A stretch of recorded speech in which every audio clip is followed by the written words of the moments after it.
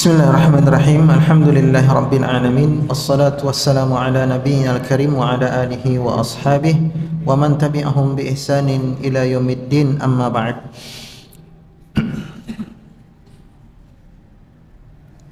Jemaah sekalian yang semoga senantiasa dirahmati Allah. Assalamualaikum warahmatullahi wabarakatuh. Kita lanjutkan kisah kita masih dari peristiwa pembebasan kota Makkah atau Fathu Makkah. Di kisah kita terakhir pekan sebelumnya, feedback banget ya. Di kisah kita pekan sebelumnya kita telah menceritakan bahwa Nabi menghancurkan Ka'bah yang ada di sekitar menghancurkan berhala-berhala yang ada di sekitar Ka'bah sambil membaca firman Allah surat Al-Isra ayat 81, kemudian ditunjuk dengan busur. Jadi nggak pakai palu, nggak pakai godam ya, tapi pakai busur panah. Itu pun cuma diarahkan saja, nggak ditutuk-tutuk, nggak, cuma diarahkan. Nah. Juga kisah berhala laki-laki dan perempuan yang ada di dalam Ka'bah. Ya, yang mana ternyata berhala itu bernama apa? Isaf dan Nailah. Ya. Oleh orang-orang Quraisy berhala itu dianggap berhala apa? Jodoh, kasih sayang dan cinta. Ya. Jadi Valentine-nya orang-orang Quraisy itu yaitu Isaf dan Nailah itu. Nah, ternyata apa? Isaf dan Nailah dulunya adalah pezina, lalu berzina di dalam Ka'bah. Kemudian Allah kutuk menjadi batu. Nah, beliau kemudian ya sholat di dalam Ka'bah. Pertama, ya rincian sholat ke Ka'bah itu ada beberapa rincian. Pertama, di dalam Ka'bah. Yang kedua, di depan Ka'bah. Yang ketiga, di masjid tapi masih terlihat Ka'bah. Yang keempat, di luar masjid tidak terlihat Ka'bah. Yang kelima, di luar kota Mekah, ya jelaslah nggak terlihat juga ya Ka'bah dan masjidnya. Nah, ini ada 5 perincian. Untuk yang pertama, di dalam Ka'bah, sholatnya menghadap mana?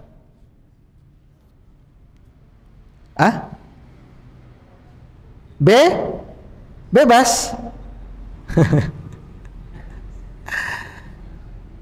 Menghadap atas boleh, Bu? Bebas itu dalam arti dia berdiri ke arah manapun bisa. Ya. Kalau di dalam Ka'bah. Cuman kesempatan untuk masuk ke dalam Ka'bah dan sholat di dalamnya kayaknya kalau untuk kita kecil kemungkinan. Sebab yang bisa diizinkan masuk ke dalam Ka'bah itu orang-orang tertentu saja. Presiden, gitu ya. Makanya kalau mau masuk ke dalam Ka'bah jadi presiden dulu. Nanti diundang itu, sholat masuk ke dalam Ka'bah ya. Pak Soeharto kan pernah itu ya, ada videonya, masya Allah ya. Tapi Ustadz saya pengen banget. Maka saya sarankan carilah di YouTube. Ya, video ada apa di dalam Ka'bah. Dalam bahasa Inggrisnya itu inside of Ka'bah. Nah, itu nanti kita dituntun. Video itu kita dituntun apa aja di dalam Ka'bah ya, untuk mengobati kerinduan. Maka kalau orang di dalam Ka'bah bebas ya, arahnya bebas. Yang kedua, di depan Ka'bah masih melihat Ka'bah. Maka sholatnya yang penting Ka'bah di depannya. Makanya orang yang sholat di depan Ka'bah itu muter kan?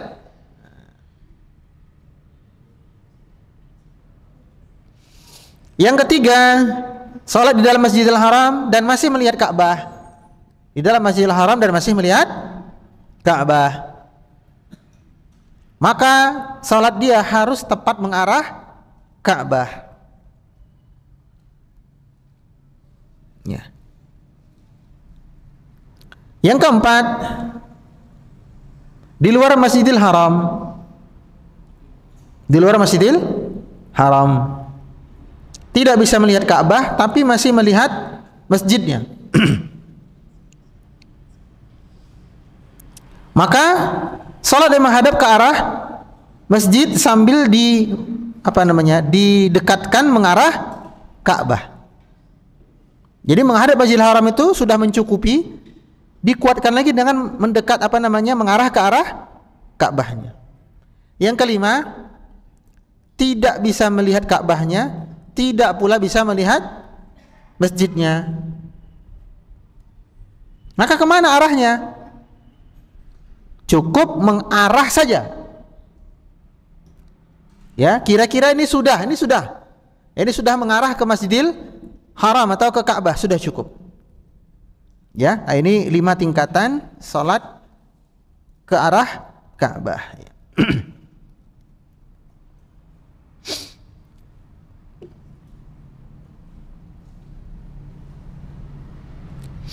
Kemudian setelah itu beliau keluar dari Ka'bah, lalu beliau tutup pintunya. Kemudian beliau bertalbiyah, La ilaha illallah wahdahu la syarikalah, sadaqa wa'adah, wa nasara abdah, wa hazamal ahzaba wahdah. Lalu kemudian beliau berpidato kepada orang-orang Quraisy yang sedang menunggu beliau di luar Ka'bah.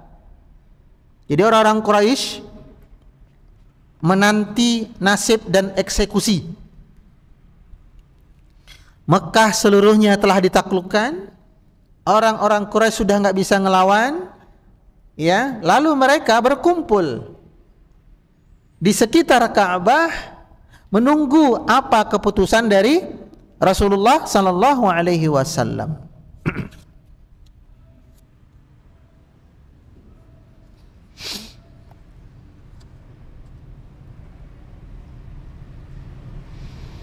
Maka beliau berpidato di antaranya, ya ma'asyiral Quraisy, ya ma'asyiral Quraisy, wahai orang-orang Quraisy, innallaha qad azhaba ankum nakhwatul jahiliyah wa ta'zimuha bil iba. Kata beliau, wahai orang-orang Quraisy, ya, sesungguhnya Allah Ta'ala telah mengenyahkan kesombongan jahiliyah dan kesombongan ghulu terhadap tradisi nenek moyang. Di sini Nabi Shallallahu Alaihi Wasallam mengingatkan kafir Quraisy bahwa tidak ada lagi yang namanya agama nenek moyang. Ya. An-nasu min Adam wa Adama min turab. Sesungguhnya kita semua manusia ini keturunan Adam, sama kita semua. Dan Adam itu terbuat, Allah ciptakan dari lempung tanah. Tsumma tala hadhil ayah. Kemudian Nabi membaca ayat ini, ya ayyuhan nas, inna khalaqnakum min dzakarin wa untha wa ja'alnakum syu'uban wa qabaila lita'arafu inna akramakum indallahi atqakum. Wahai manusia, sesungguhnya kami menciptakan kalian. Nah, sudah belajar tafsir kan? Di sini ada kajian tafsir kan? Saya tanya. Ketika Allah mengatakan, misalnya, berdoalah kepadaku, berarti ku di sini kembali kepada Allah, ya kan? Yang saya tanyakan, ketika Allah mengatakan kami menciptakan kalian, ya kan? Kami membangkitkan kalian, kami mematikan kalian, kami menghidupkan kalian. Inna nahnu yuhyi wa yumit. Nah, kenapa kok Allah gunakan kata kami, atau kami ini Kata ganti untuk siapa gitu. Sementara Allah itu zat tunggal, ya kan? Nah, yang saya tanyakan, kami yang dimaksud di sini itu siapa? Nah, kan Allah nggak bercabang, Allah nggak berbilang, Allah tunggal. Kenapa Allah gunakan kata kami? Kalau Allah gunakan kata aku, jelas ya Allah itu sendiri. Tapi di ayat ini dan beberapa ayat yang lain, Allah menggunakan kata ganti kami, nahnu. Ya, pertanyaannya adalah kata ganti nahnu ini untuk siapa? Atau kembali kepada siapa? Ada yang tahu?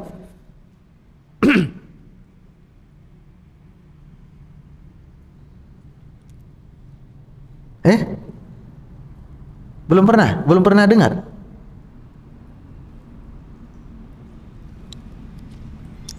Para ulama tafsir mengatakan, ketika Allah Azza wa Jalla menggunakan kata ganti kami, nahnu, maka itu kembali kepada satu, Allah itu sendiri.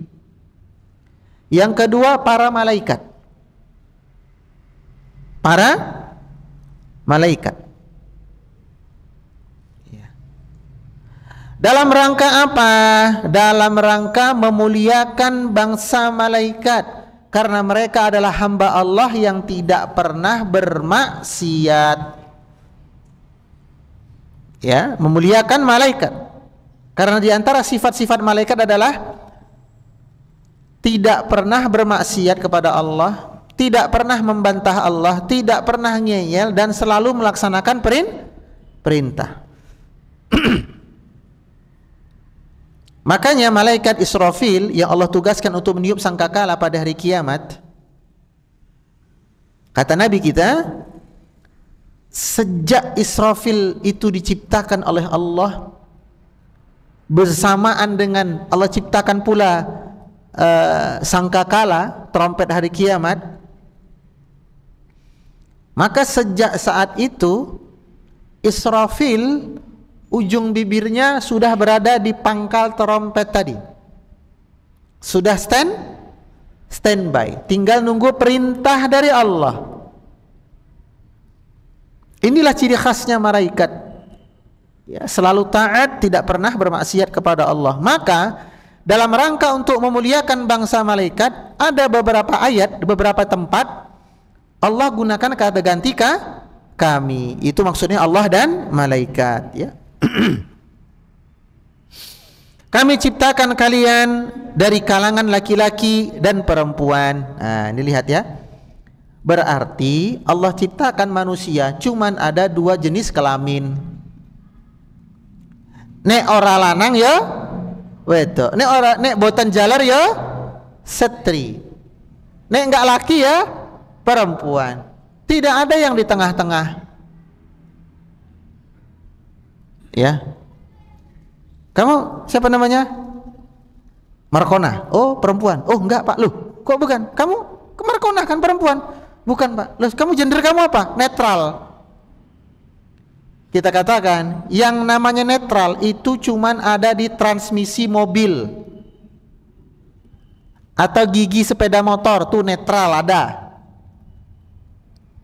Kalau jenis kelamin tidak ada yang netral. Kalau enggak laki-laki ya perempuan. Berarti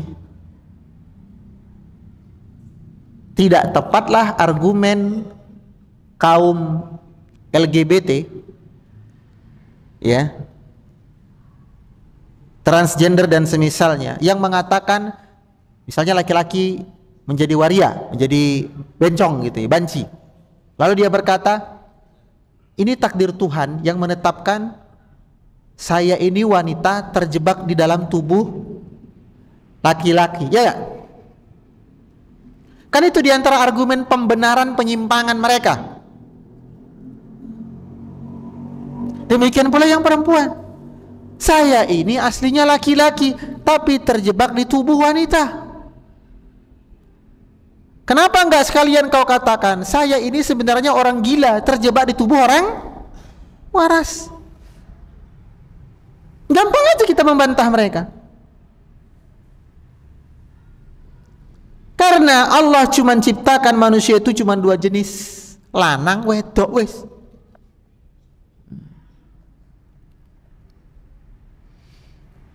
Dan ini termasuk bagian dari fitrah. Termasuk bagian dari fitrah. Ketika Rasulullah sallallahu alaihi wasallam bersabda, "Kullu bani Adam," ketika Rasulullah SAW bersabda, "Kullu mauludin yuladu 'alal fitrah." Setiap anak itu terlahir di atas fitrah. Maka fitrah ini ada pertama, yang paling utama jelas itu fitrah keimanan. Artinya setiap anak itu dilahirkan ke bumi, dia sudah punya bibit iman. Katanya para ulama, seandainya anak ini tidak dipengaruhi oleh apapun, tidak dipengaruhi oleh kenasranian, tidak dipengaruhi oleh kebudayaan, kehinduan, agnostik, liberal, pluralisme, ya, ateis dan semisalnya, tidak dipengaruhi apa-apa, maka ini anak akan tumbuh dengan bibit imannya itu. Dia akan mengakui secara fitrahnya ada Tuhan yang harus saya sembah, dan Tuhan yang saya sembah ini berada di atas langit. Itu fitrah pertama, fitrah iman. Ya. Nah. Yang kedua, turunannya adalah Allah ciptakan anak Adam yang terlahir ke muka bumi ini. Fitrah yang kedua adalah fitrah jenis kelamin.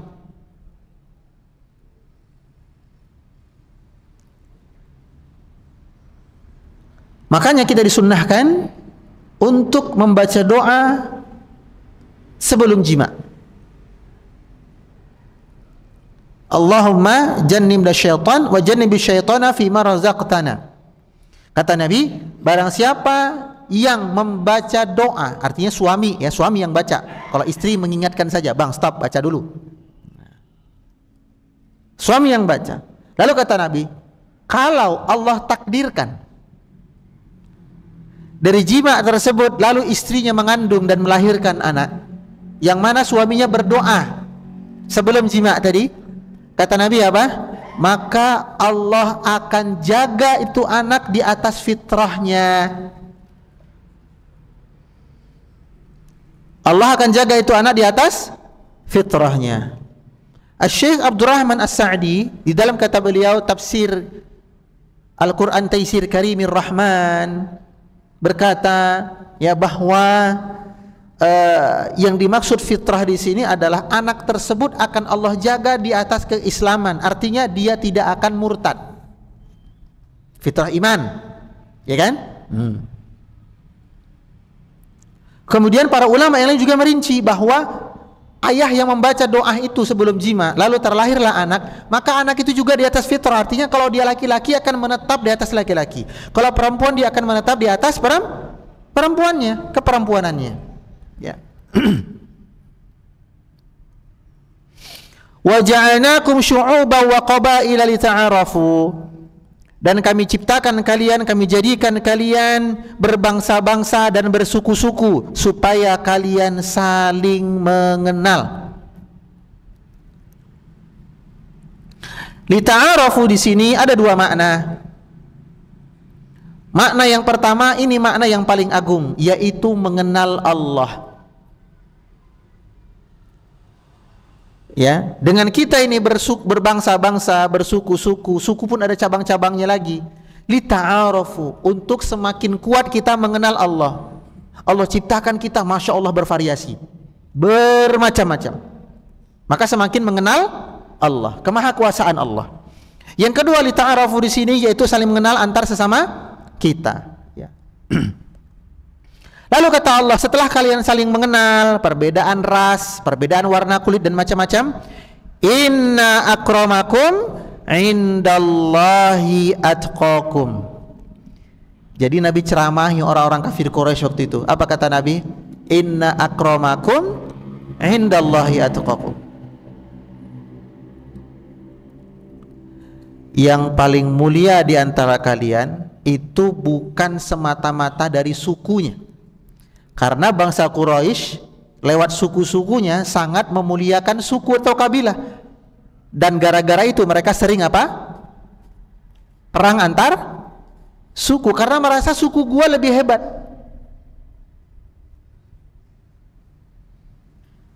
suku gua lebih mulia.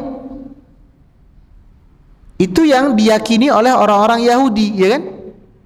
Apa ya keyakinan mereka? Ras Yahudi adalah ras yang paling agung. Tak boleh bercampur dengan ras yang lain. Itu pula yang diyakini oleh Hitler. Bangsa Jerman ras apa?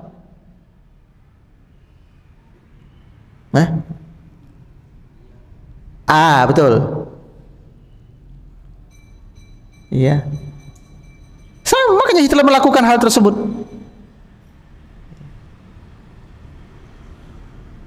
Bangsa India, mereka satu bangsa, tapi mereka menindas sesamanya. Mereka bagi menjadi kasta-kasta. Maka nasib sial akan menimpa anak yang terlahir dari kasta yang paling rendah. Dia akan dikucilkan, tidak mendapatkan bantuan publik, diludahi, dijadikan budak, tidak dihargai, dianggap sampah, dianggap pembawa sial. Iya, diisolasi mereka itu. Makanya di sana yang paling banyak menerima dakwah Islam itu memang dari kalangan kasta bawah. Karena apa? Karena Islam tidak mengakui hal tersebut. Sebab yang paling mulia di antara hamba Allah adalah yang paling bertakwa. Makanya Bilal lebih mulia daripada Abu Sufyan. Siapa dia Bilal? Budak. Miliknya siapa? Sofwan. Miliknya Umayyah bin Khalaf. Budak dia dulu. Namun Bilal lebih mulia daripada Abu Sufyan. Kenapa? Meskipun Bilal mantan budak ras Afrika, sementara Abu Sufyan ras Arab, Quraisy, bangsawan, Bilal lebih duluan masuk Islam. Bilal masuk Islam di masa-masa awal dakwah Islam ketika masih sulit, sementara Abu Sufyan masuk Islam ketika Islam telah jaya. Ya.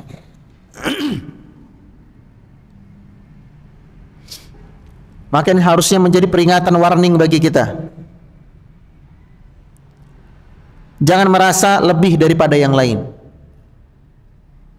Penyakitnya kita kan begitu.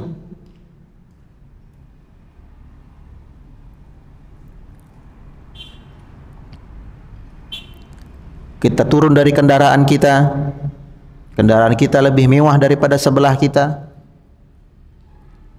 Kita datang hadir ke suatu tempat, baju kita lebih mahal daripada yang sebelah kita.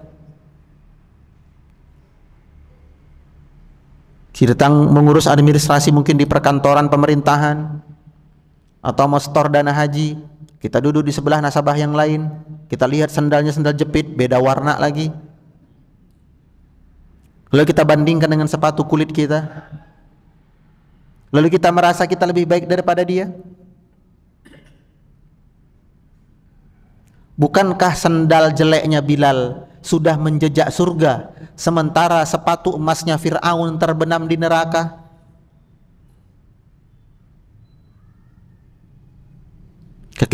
Kita berkendara di luar, ya, kita bisa menyalip beberapa kendaraan sambil merasa kendaraan gua lebih hebat daripada punya kamu, lebih mahal daripada punya kalian. Ingat-ingat ayat ini. Yang paling mulia, yang paling bertakwa.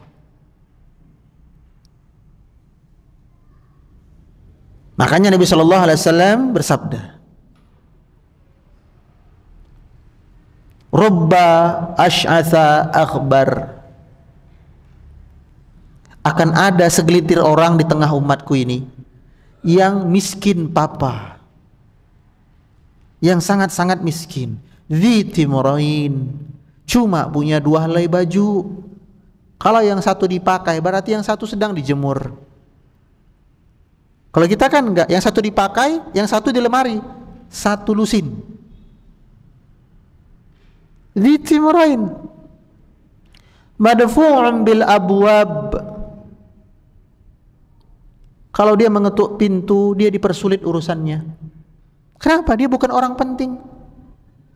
Dipimpong sana sini, dilempar sana sini, tidak disambut. Akan tetapi kata Nabi apa? Lau aqsama 'ala Allahi la abarra. Kalau satu jarinya ditunjuk ke langit, dia bersumpah atas nama Allah, Allah kabulkan saat itu juga. Ya.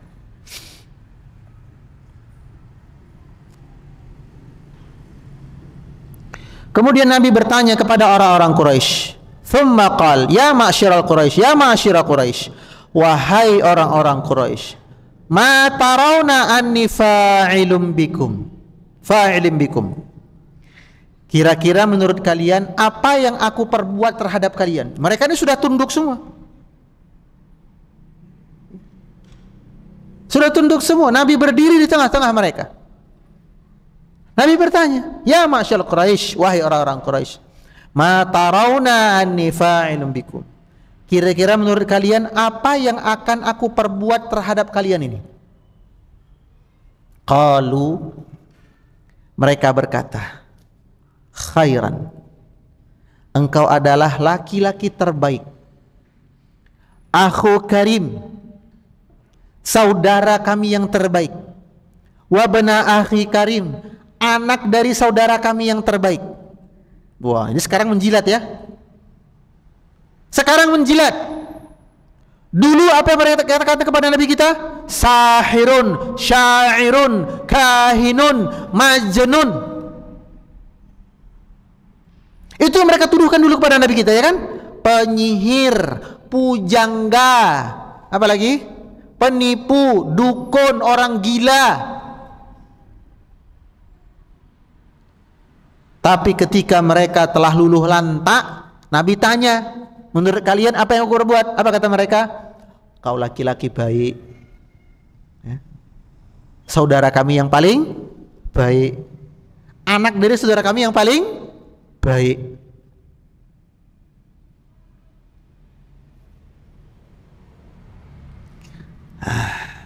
Maka qala, Nabi berkata kepada mereka, fa inni aqulu lakum kama qala Yusuf li ikhwatihi. Sungguh aku akan mengatakan sesuatu kepada kalian sebagaimana ucapan Yusuf kepada saudara-saudaranya. Masya Allah. Yusuf dulu kan begitu juga ya, dikeluarkan dari rumahnya, ya kan,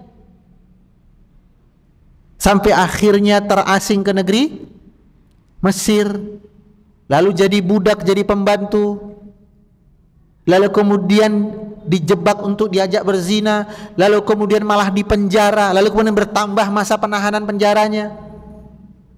Lalu ketika Yusuf akhirnya jadi orang penting, jadi menteri bendahara keuangan negara,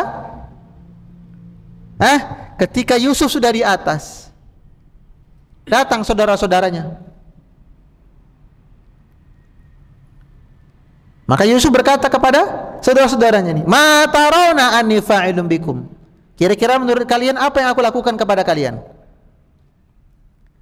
Saudara-saudara Yusuf berkata apa? Khairan, engkau adalah laki-laki yang paling baik. Akhu karim, saudara kami yang paling baik. Masya Allah ya. Mereka dulu yang melemparkan Yusuf ke sumur. Maka Nabi tanya, apa kata mereka? Tolonglah, engkau kan laki-laki baik. Lalu Nabi berkata, aku akan ucapkan kepada kalian sebagaimana Yusuf berkata kepada saudara-saudaranya. Sebagaimana Yusuf berkata kepada saudara-saudaranya. Yaitu mensitir firman Allah di surah Yusuf, la tathribu alaikumul yawm, tidak ada hukuman untuk kalian pada hari ini. Izhabu fa antumut tulaqa, pergilah kalian semua bebas. Maka orang-orang Quraisy yang sebenarnya ada keinginan untuk masuk Islam, mendengar ucapan Nabi itu mereka nangis. Betapa bodohnya kita dulu ini, betapa kejamnya kita ini.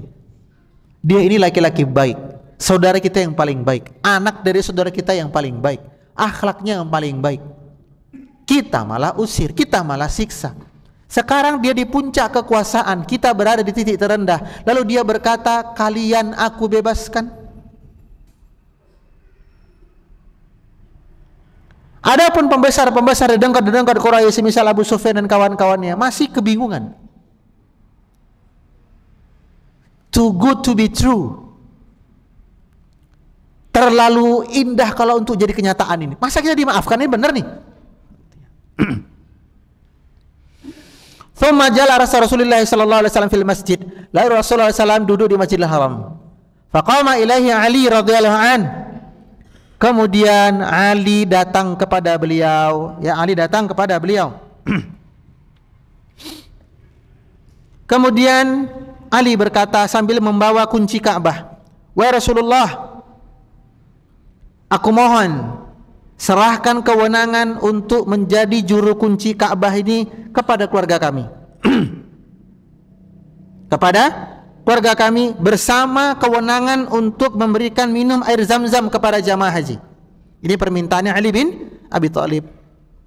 Maka Nabi berkata, "Aina Utsman bin Talhah?" Mana Utsman bin Abi Talhah?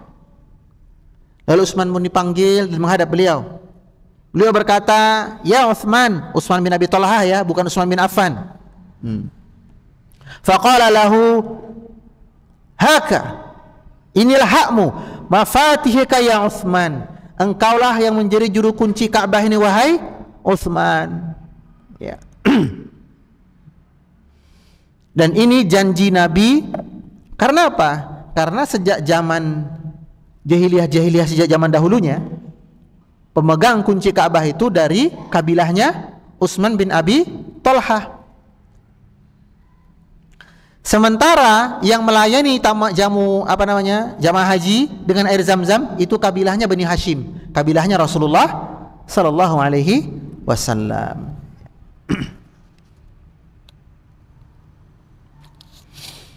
Maka wahana batis shalah, maka tiba-tiba masuk waktu salat. Fa amara Rasulullah sallallahu alaihi wasallam Bilalan ayus'idu fayu'adzinu 'alal Ka'bah. Maka Rasulullah menyuruh Bilal untuk mengumandangkan azan. Dan Bilal naik ke atas Ka'bah. Naik ke atas Ka'bah dan mengumandangkan azan. Jamaah sekalian, dulu Ka'bah itu kan bebatuan ya, batu yang disusun, ada anak tangganya dulu. Nah, Bilal, Nabi suruh apa? Naiklah engkau lalu kumandangkan azan. Melihat Bilal, mantan budak, hitam legam, tahu hitam legam? Pekat, hitam pekat, budak yang dulu disiksa oleh orang-orang Quraisy, kok malah Nabi suruh naik ke Ka'bah untuk mengumandangkan azan. Maka Abu Sufyan, Attab bin Usaid, dan Al-Haris bin Hisham, sisa 3 pembesar Quraisy yang senior itu sisanya, itu menggerutu. Ini kan budak kita dulunya ini. Hah? Ini kan budak kita dulu ini. Sekarang kita duduk di bawah, kok dia berdiri di atas kita nih? Dulu kita yang duduk di atas, ini budak yang di bawah kita. Tapi bisik-bisik ngomongnya, bisik-bisik. Attab bin Usaid berkata, "Sesungguhnya Allah telah memuliakan ayahku. Betapa mulianya ayahku tidak sempat melihat peristiwa ini. Sebab kalau sampai ayahku melihat peristiwa ini, yaitu budak yang dulu dia siksa kok malah sekarang naik ke atas Ka'bah, maka bisa-bisa bapakku stres." Tapi ngomongnya bisik, bisik-bisik. Itu katanya Attab bin Usaid. Sementara Harits bin Hisham berkata, demi Allah, ya, seandainya aku tahu ini memang benar, aku akan ikuti dari dulu. Masalahnya ini kayaknya nggak benar. Tapi bisik-bisik. Nah, yang belum ngomong siapa? Abu Sufyan. Abu Sufyan belum ngomong. Tapi Abu Sufyan udah masih Islam ya, udah masih Islam. Nah, lalu Abu Sufyan berkata, demi Allah, aku tidak akan ngomong sepatah kata pun. Loh, kenapa Abu Sufyan? Karena kalau aku mangap, ngomong satu kata aja, Jibril langsung kasih informasi kepada Rasulullah Sallallahu Alaihi Wasallam. Aku terima menang wae, selamat. Dua kawannya bingung. Gitu aman sekarang pengecut. Kata Abu Sufyan, lihat aja lah, lihat aja. Ternyata benar. Selesai mereka ngobrol dan selesai Bilal azan, Nabi datang kepada tiga orang ini. Kata Nabi, aku tahu apa yang kalian obrolkan tadi. Engkau wahai Attab bin Usaid ngomong begini kan? Sementara engkau Haris ngomong begini kan? Dan Abu Sufyan tidak berani ngomong. Iya kan? Wah. Abu Sufyan ngomong ke temannya, tuh apa gua kata? Ma'qululak. Tuh apa gua bilang sama kalian? Pasti langsung dibilang sama Jibril itu. Seketika itu Attab bin Usaid dan Al-Harits bin Hisham masuk Islam. Jadi udah sekian lama mereka melihat mukjizat, baru mukjizat inilah mereka beriman. Hah? Coba di Mekah berapa tahun mereka melihat mukjizat? 10 tahun lebih mereka melihat mukjizat Nabi, enggak juga beriman. Madinah 8 tahun lebih, mukjizat kemenangan Nabi dalam peperangan, enggak juga membuat mereka beriman.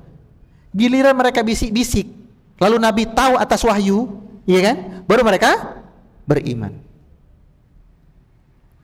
Inilah menjadi pelajaran bagi kita jemaah sekalian. Terkadang ratusan dan ribuan nasihat kita kepada orang tertentu, entah itu anak kita, pasangan kita, orang tua kita, tetangga kita, sedulur kita, kenalan kita.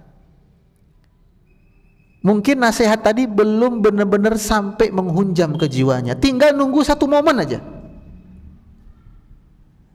Ya, tinggal nunggu satu momen. Maka jangan berputus asa dari rahmat Allah. Fala tayasu min rawhillah.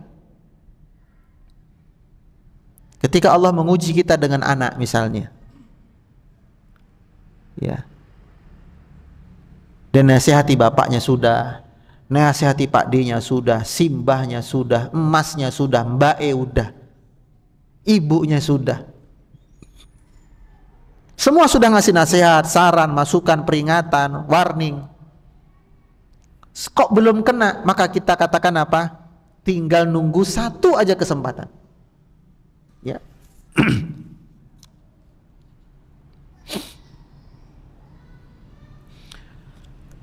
Kemudian Rasulullah SAW masuk ke rumahnya Ummu Hani binti Abu Talib, ya, sepupu beliau, ya, putri dari Abu Talib. Fartasala, kemudian beliau mandi besar, mandi sunnah ya, mohon maaf. Kemudian beliau mandi sunnah. Wa shalla 8 rakaatan fi baitiha.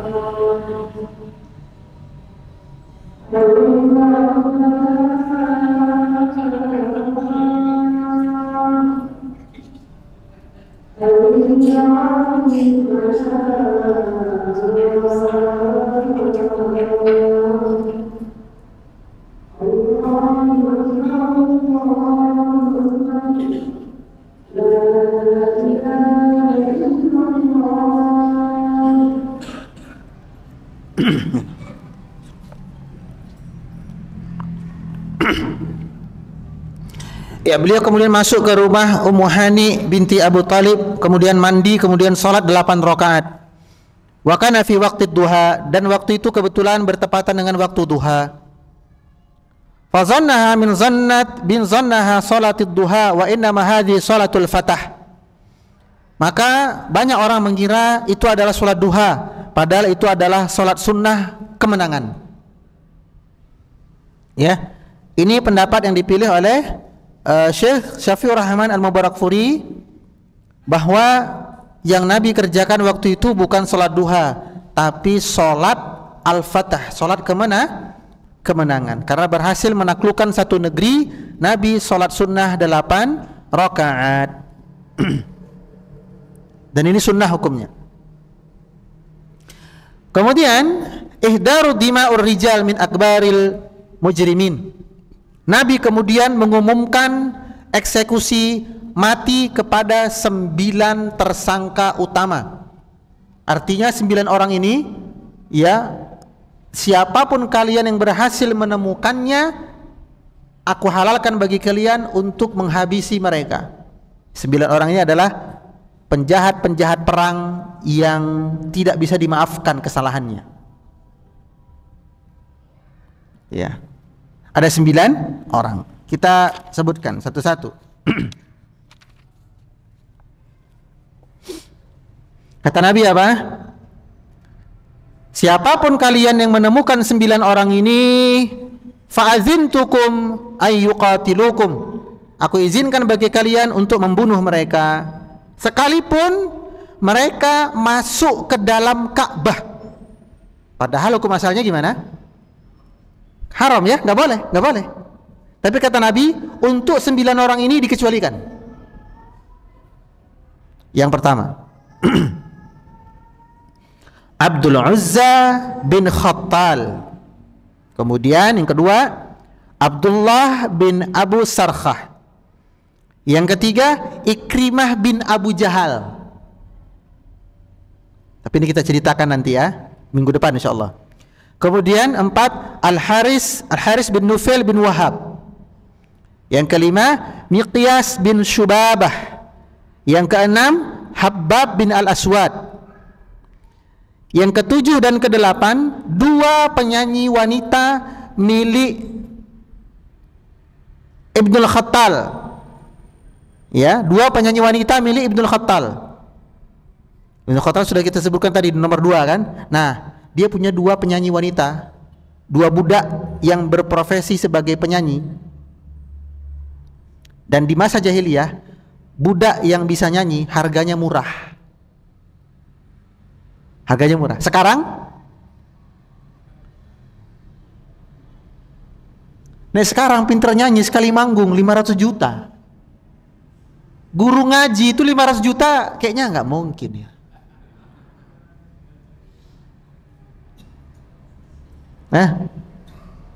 Guru TPA 500.000 itu udah hebat kayaknya zaman sekarang. Padahal guru TPA ngajarin akhirat untuk anak-anak kita. Lah penyanyi bawa bendera LGBT lagi, Masya Allah, tiketnya 11 juta. Subhanallah, ya. Jadi 2 budak ini 7 dan 8. Karena apa? Karena selalu menyandungkan nyanyian yang isinya menjelek-jelekkan Nabi. Lalu yang ke-9, budak wanita yang bernama Sarah, yaitu yang membawa surat Hatib bin Abi Balta'ah. Suratnya sudah diceritakan dulu. Yaitu ketika Hatib ngirim surat, lalu dititipkan kepada budak wanita ini Sarah untuk dikasih kepada keluarganya di Mekah, ya kan? Nah, ini sudah kita ceritakan pada kisah sebelumnya. Pertanyaannya, apakah 9 orang ini akhirnya dihukum mati? Atau adakah yang melarikan diri? Ataukah adakah yang diampuni? Atau adakah yang masuk Islam? Kita ceritakan pada pertemuan yang akan datang. Ya, barakallahu fiik. Subhanakallahumma wa bihamdika asyhadu an la ilaha illa anta astaghfiruka wa atubu ilaik. Assalamualaikum warahmatullahi wabarakatuh.